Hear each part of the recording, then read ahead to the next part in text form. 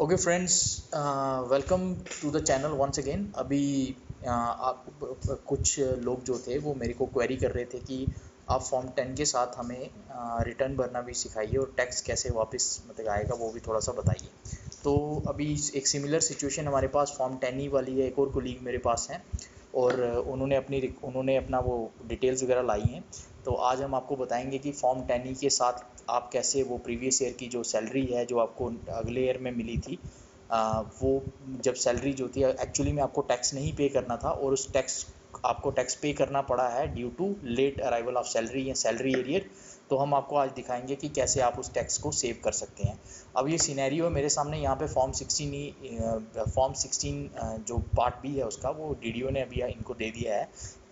इसमें अगर हम देखेंगे तो जो इनकी सैलरी है वो 8,52,606 है, जो कि इनको 2018 प्लस 2019 दोनों की सैलरी मतलब कुछ 2018 का पार्ट है जो कि 2019 में आया है और ये मिला के इनको मिला हुआ है। और अगर मैं इसको ध्यान से अगर देखूंगा तो ये इनकी टोटल जो इनकम है उसके ऊपर जो इनको टैक्स पड़ रहा है वो पड़ रहा है 29,124, जबकि एक्चुअली में इनको किसी भी ईयर जो है टैक्स पे करने की ज़रूरत नहीं थी। आइए अब थोड़ा सा मैंने इनकी वर्ड फाइल एक बना दी है इनकी सैलरी डिटेल्स को लेके। 2018 में जो इनको सैलरी मिलनी थी उसका पार्ट जो 2019 में मिला है उसका पार्ट ये है। ग्रॉस सैलरी है 2,15,161। एचआरए पार्ट आप देख रहे हैं स्टैंडर्ड डिडक्शन जीरो इसलिए है क्योंकि उस साल कोई भी टैक्स इन्होंने पे नहीं किया। और सेविंग्स अगर हम देखेंगे तो एम्प्लॉई और एम्प्लॉयर कंट्रीब्यूशन मिला के बनता है 35,704, 35,704 एंड ग्रॉस डिडक्शन इज 179,457। तो टैक्स पेड जीरो है क्योंकि सैलरी आई नहीं और टैक्स तो दिया ही नहीं और ऐसे भी 5 लाख से कम है। अब हम बात करते हैं 2019 की सैलरी की, जो कि 2019 और 18 दोनों की सैलरी मिला के अगर हम देखेंगे तो 8,52,606 रुपये पड़ रहा है, जो कि अगर हम फॉर्म 16 के हिसाब से अगर हम देखेंगे तो यहाँ पे आप देखिए ये फॉर्म 16 के हिसाब से भी इनको ये यही पड़ रहा है 8,52,606।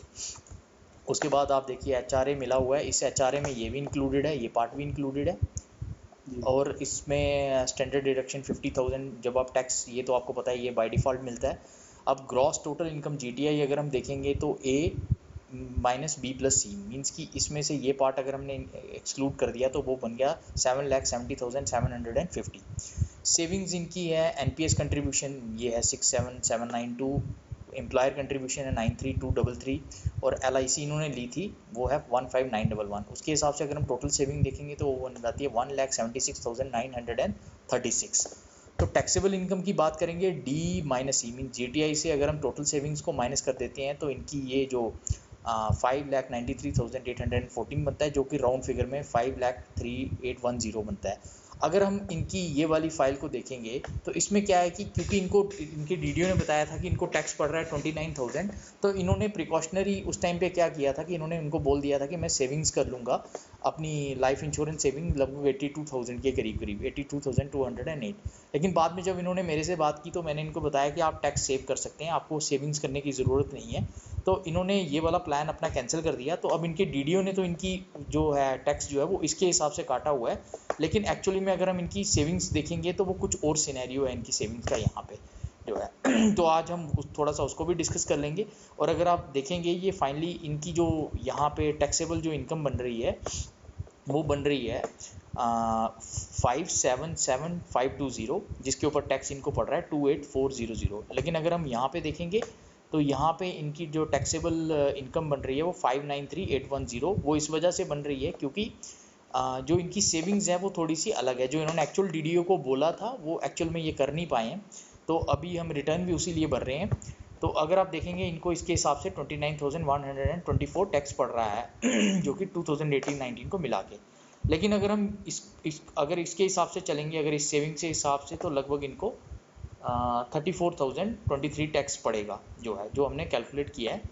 लेकिन अगर हम बात करते हैं सैलरी डिटेल्स जो कि 2018 का अगर हम एरियर माइनस कर दें 2019 में इनको एक्चुअल सैलरी क्या मिली वो है, ग्रॉस सैलरी है इनकी 63,744, जो कि मैं 2A मीन्स कि इसमें से 1A माइनस कर रहा हूँ ये वाले पार्ट से, मीन्स कि 2019-18 प्लस में से 2018 का मैं माइनस कर रहा हूँ, तो इनको बनना था 6,37,445। एचआरए इतना बनना था, स्टैंडर्ड डिडक्शन ये होनी थी, सेविंग्स भी उसी हिसाब से मैंने माइनस की हुई हैं। टोटल डिडक्शन इनकी बन जानी थी 2,01,207 और टैक्सेबल इनकी इनकम बननी थी 4,27,238। फिर टैक्स उसके हिसाब से ये बनना था, रिबेट, और ये हम बाद में डिस्कस करेंगे। आइए सीधे चलते हैं इनकी ITR के ऊपर। ठीक है, तो अब हम ITR पे चलते हैं। तो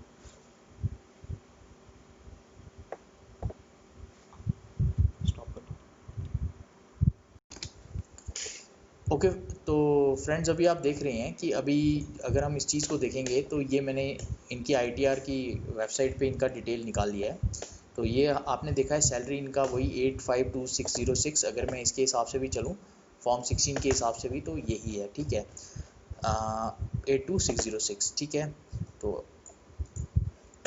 अब हम बात करते हैं, ये जो मैंने आपको पहले बता दिया इनका पूरा सिनेरियो जो है, ये डिफरेंस जो है 15 मैंने यहाँ पे ये चीज़ चेंज कर दी है, जो कि इनकी अगर हम ये वाली इसमें चीज़ देखेंगे तो यहाँ पे इन्होंने सेव कर दिया है अपनी इसमें 82208, जो कि अब हमने चेंज कर दिया क्योंकि एक्चुअली में ये इन्होंने सेव नहीं किया। मैंने इनको कह दिया कि आपको सेव करने की ज़रूरत नहीं है, तो इन्होंने सेव नहीं किया। और अगर हम ये चीज़ यहाँ पे देखेंगे 80C, तो ये 15911 यहाँ पे इन्होंने किया हुआ है। तो अगर हम इस इनके DDO के हिसाब से अगर टैक्स अगर हम देखेंगे, क्योंकि इस सेविंग के हिसाब से अगर ये चलते हैं तो DDO ने टैक्स पे किया 29124। ठीक है, 29,124, लेकिन एक्चुअल में इनका टैक्स जो है वो बन रहा है 34023, जो कि मैंने इस वर्ड की फाइल में भी आपको बताया हुआ है 34023, अगर वो इस हिसाब से चलती हैं सैलरी एरियर जोड़ के। ठीक है, तो अब हम जब अब आपने देख लिया है कि इनकी जो ये जो पार्ट है ये 34,000 इनको इस हिसाब से टैक्स जो है वो पड़ रहा है। तो अब हम क्या करेंगे, फॉर्म 10E को भरेंगे पहले, फिर फॉर्म 10E की रिफ्लेक्शन है वो हम यहाँ पे, मतलब वो फॉर्म 10E का डेटा जो है वो यहाँ पे रिफ्लेक्ट होगा। ठीक है, अब मिलते हैं आपको फॉर्म 10E पे। एक इंपॉर्टेंट चीज़ यहाँ पे जोड़नी थी फ्रेंड्स कि ये देखिए आप D6 में relief under section 89, please ensure to submit form 10E to claim the relief. अभी यहाँ पे जीरो रिलीफ है, जब हम फॉर्म 10E फिल कर देंगे तो यहाँ पे वो रिफ्लेक्ट हो जाएगा। ठीक है, इस चीज़ का ध्यान रखिएगा आप। तो ओके फ्रेंड्स, अब हम आ गए हैं फॉर्म 10E के ऊपर। मैं आपको बता देता हूँ, आप ई फाइल में जाइए, अगर आपको अपनी इनकम टैक्स की वेबसाइट पे ई फाइल पे जाके इनकम टैक्स फॉर्म्स में आपको जब आप क्लिक करेंगे तो ये मैं स्क्रीनशॉट अलग से लगाया हुआ है, आप उस पर देख लीजिएगा। तो आप जब आप फॉर्म 10E चूज़ करेंगे तो आप यहाँ पे आ जाएंगे, आप इंस्ट्रक्शंस को पढ़ लीजिए। फिलहाल हमने सारी इंस्ट्रक्शंस पढ़ ली हैं, अब हम सीधे मूव करेंगे फॉर्म 10E के ऊपर। तो ओके फ्रेंड्स, अब हम आ गए हैं फॉर्म 10E के एनेक्जर 1 के ऊपर। जब पिछली अब आप देखिए यहाँ पे ये टोटल इनकम की बात करता है। हमने वर्ड फाइल जो अपनी बना ली है एक्सक्लूडिंग सैलरी एरियर, मीन्स कि मेरी ये वाली इनकम जो कि मेरे को यहाँ पे मिलनी थी 2019 में मिली है, अगर मैं 2018 का माइनस कर लेता हूँ, ये मैंने पहले ही बना के रख लिया, यहाँ पे मैंने यहाँ पे कॉपी पेस्ट कर दिया 637,445। ऐसे ही जो मेरी सेकंड जो salary received in arrears or advance वो आ गया 2,15,000, जो अगर आप ध्यान से देखोगे तो ये यहाँ पे मैंने ये डाल बना के रखा हुआ है 2018 का, जो कि मुझे सैलरी एरियर रिसीव हुआ था। तो इसने ऑटोमेटिकली कंप्यूट कर लिया 852,606, जो कि मेरी टोटल इनकम बन गई, जो मुझे दोनों को जोड़ के मिल गई। अब उसने टैक्स कैलकुलेट किया है 3 के ऊपर ऑटो। ये जो टैक्स जो है ये कैलकुलेट हमने करके रखा था, अगर आप देखोगे यहाँ पे ये इसके ऊपर जो मुझे टैक्स पड़ा है वो ये है 34023। अगर मुझे इसके हिसाब से टैक्स देना होता है 34,023 रुपये मुझे टैक्स देना पड़ रहा है। लेकिन इस इनकम के ऊपर जो ये वाली इनकम है मेरी टैक्स ऑन आइटम 1, ये मुझे ज़ीरो टैक्स पड़ रहा है, जो मैं को आपको ऑलरेडी एक्सप्लेन कर चुका हूँ। अब बात आती है इन दोनों को उसने डिफरेंस निकाला और ये वाली आइटम आ गई 34023। अब बात आती है प्रीवियस ईयर्स की। प्रीवियस अब ये हमें यहाँ से कंप्यूट, ये वाली जो चीज़ है ये यहाँ से कंप्यूट होके आएगी। अब हम इस टेबल ए को डिस्कस कर लेते हैं।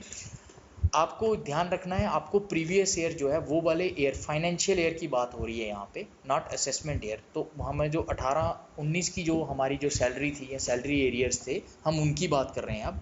तो 18-19 में हमें एक्चुअल में हमारी जो इनकम है वो उस साल ज़ीरो थी, क्योंकि जो मेरे कोलीग हैं या मेरे फ्रेंड हैं उन्होंने उसी साल ज्वाइन किया था अगस्त के मंथ में, और उनको पहले कोई सैलरी नहीं मिली, उनकी सैलरी नेक्स्ट ईयर जाके उनको रिलीज़ हुई है। तो इस केस में हमारा यहाँ पे ज़ीरो है। आपका हो सकता है कि आपने 2018 में हो सकता है आपने काम किया हो और हो सकता है आपको आधी सैलरी मिली हो सकता है आपकी प्रमोशन हुई हो और बैकडेट इफेक्ट मिला हो, तो आपने वो वाली जो सैलरी आपको उस साल रिलीज रिसीव हो चुकी है, जिसका आप इनकम टैक्स रिटर्न भर चुके हैं, आपने वो भरना है यहाँ पे। यहाँ पे आपने सैलरी एरियर भरने हैं जो उसी साल के सैलरी एरियर आपको नेक्स्ट आगे जाके कहीं पे मिले हैं, तो वो सैलरी एरियर भरिए। अब सबसे पहले ये इन दोनों को ऐड करेगा इस कॉलम में, ये ग्रेड कॉलम है, ये यहाँ पे कंप्यूट करता है दिस प्लस दिस, और ये टैक्स निकालता है ऑन कॉलम 2। अगर आपने ऑलरेडी वो इनकम रिसीव की होगी और आपने उसका टैक्स रिटर्न भरा होगा, तो वो टैक्स यहाँ पे आपको भरना है। यहाँ पे हमारे केस में 0 है।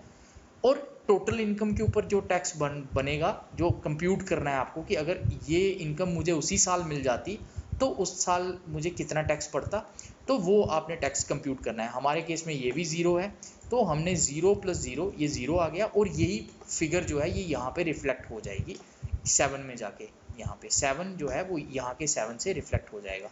ये डिफरेंस है बेसिकली आपको उस साल के टैक्सेस के बीच में, कि सैलरी एरियर अगर मिला के कितना टैक्स बना और सैलरी एरियर को छोड़ के कितना टैक्स बना, उन दोनों का डिफरेंस जो होगा वो यहाँ पे चला जाएगा।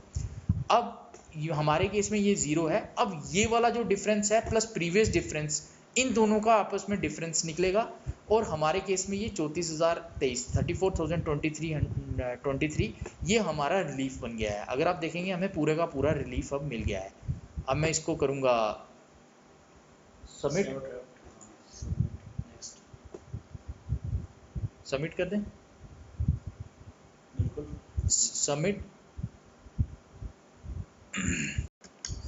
ओके फ्रेंड्स, अब हम सबमिट करने वाले हैं। आप प्लीज़ एक बार ध्यान से इसको देख लीजिएगा। अपनी वर्ड फाइल आप बना के रखिए, पहले ही थोड़ा सा होमवर्क कर लीजिए और वर्ड फाइल को इसके साथ मैप कर लीजिए। हमने एनेक्जर 1 यहाँ पे कैलकुलेट किया है, हम बाकी एनेक्जर्स को हम यहाँ पे डिस्कस नहीं करने वाले हैं, क्योंकि हमारे केस में एनेक्जर 1 ही रेलिवेंट है। अब बाकी एनेक्जर्स अगर आपको लगता है कि आपको वो ज़रूरत है फिल करने की, तो आपको थोड़ा सा स्टडी करना पड़ेगा। यहाँ पर हमें कॉलम कमेंट सेक्शन में लिख दीजिए, हम ट्राई करेंगे इसके ऊपर वीडियो बनाने की। अब मैं फाइनली इसको सबमिट करने वाला हूँ। तो फ्रेंड्स, आपने देखा अभी हमने फॉर्म 10 ही सबमिट कर दिया। अब आइए हम अपनी रिटर्न भी भर लेते हैं और अपना टैक्स बेनिफिट ले लेते हैं जो हमने टैक्स उनको पे किया था। अगर आप ध्यान से देखेंगे तो ये है हमारा इनकम टैक्स की डिटेल पे हम आ गए हैं अपनी ITR पे। तो अगर आप इस चीज़ में मैंने एक चीज़ जो है वो आपको बताना ज़रूरी समझी है, वो ये है कि अगर आप यहाँ पे देखेंगे तो मेरा जो यहाँ पे ये वाला जो अमाउंट है, टोटल डिडक्शन जो है, यहाँ पे ये डिफरेंस आ रहा है इनका आपस में। अगर आप देखेंगे ये है हमारा एम्प्लॉयर कंट्रीब्यूशन जो है 93233, ये 0 आ रहा है यहाँ पे। ठीक है, यहाँ पे हम इसको ऐड तो कर रहे हैं लेकिन यहाँ पे 0 आ रहा है। तो इस चीज़ को वो करने के लिए ये मैक्सिमम लोगों को ये परेशानी आती है। आप यहाँ पे जाइए, अपने पीछे वाली स्क्रीन पे जाइए और यहाँ पे नेचर ऑफ एम्प्लॉयमेंट है, इसको आप हमारी जैसे सेंट्रल गवर्नमेंट है, इसको क्लिक कीजिए और इसको सेव एज ड्राफ्ट कर लीजिए।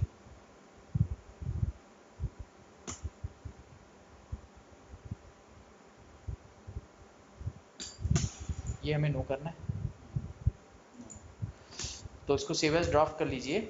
और अब अगर आप यहाँ पे जाएंगे तो आप देखेंगे यहाँ पे ये चीज़ जो है ये रिफ्लेक्ट हो रही है। पहले यही मेरा जो टैक्स था वो 50,000 55,000 के अराउंड बन रहा था, अब यही 34,000 जो है वो बन रहा है। अब आपने देखा है कि हमने वो जो पिछले फॉर्म 10 में हमने रिलीफ लिया था 34, क्योंकि जितना टैक्स पड़ रहा था हमने सारे का सारा रिलीफ डाल दिया था 34023। अब देखिए आप, ये जैसे ही मैं इसको यहाँ पे क्लिक करूँगा तो ये मेरा टैक्स जो है ये 0 हो जाएगा। अब आपने देखा हमने फॉर्म 10 ही भरा था, फॉर्म 10 ही का रिलीफ हमने यहाँ पे ले लिया है। फॉर्म 10 ही हम ऑलरेडी सबमिट कर चुके हैं। अब हम इसको प्रीव्यू एंड सबमिट करेंगे। तो ओके फ्रेंड्स, आइए डिस्कस कर लेते हैं। आप ये टैक्स डिटेल्स जो हैं यहाँ पे, इस केस में क्या है कि DDO ने जो ऑलरेडी टैक्स इसके ऊपर काट लिया था वो था 18,772। आपने देखा हमने रिलीफ पूरा ले लिया है पिछले वाले टैक्स के ऊपर। अब हमें ये 18,772 रुपये जो है ये वापस लेने हैं। तो इसके लिए हमें नेक्स्ट उसके ऊपर टैक्स पेड एंड वेरिफिकेशन के ऊपर तो ओके फ्रेंड्स, अब हम हैं टैक्स है पेड एंड वेरिफिकेशन वाली सेक्शन में। आप देख रहे हैं कि 18,772 जो मैंने पीछे आपको बताया था, जो कि DDO ने ऑलरेडी कट कर लिया है टैक्स। अब हम ये जो वाला टैक्स जो है ये क्लेम कर रहे हैं, लेकिन जो इनकम टैक्स डिपार्टमेंट है वो राउंड फिगर में आपको पैसे वापस देता है। तो 18,772 का हमें मिल रहा है 18,770। तो अब इस केस में ये वाला जो है हमने अपना बैंक अकाउंट डाल दिया है। आप भी अपना बैंक अकाउंट ध्यान से डालिएगा और इस बैंक अकाउंट में आपको ये वाला रिफंड हो जाएगा once you submit the ITR। Recording on कर लेते हैं, पकड़ लेते हैं।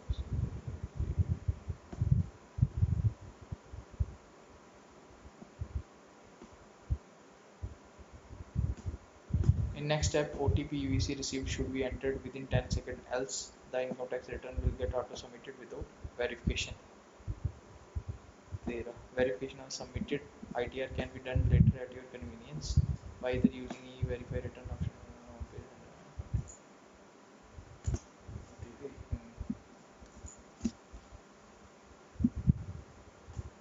114 सेकंड रह गए भैया। 440015 रिटर्न सबमिटेड सक्सेसफुल।